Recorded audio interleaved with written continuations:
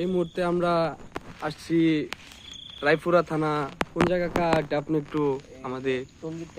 টঙ্গীর টেক না? বড় রাজপ্রাসাদ এখানে দেখতে পাচ্ছেন আপনারা।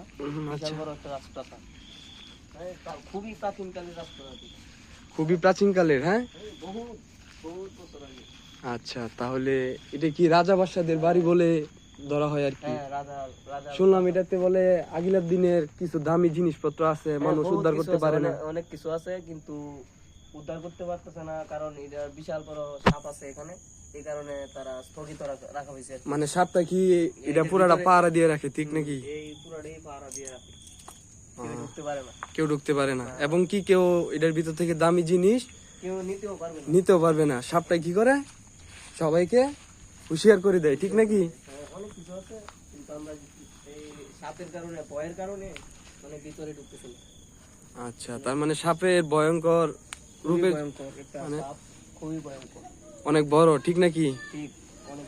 এখন এটার ডরে কি আর কেউ এটার ভিতরে গিয়ে মানে বেশি করতে পারে না, কাজই করতে পারে না। ঠিক আছে।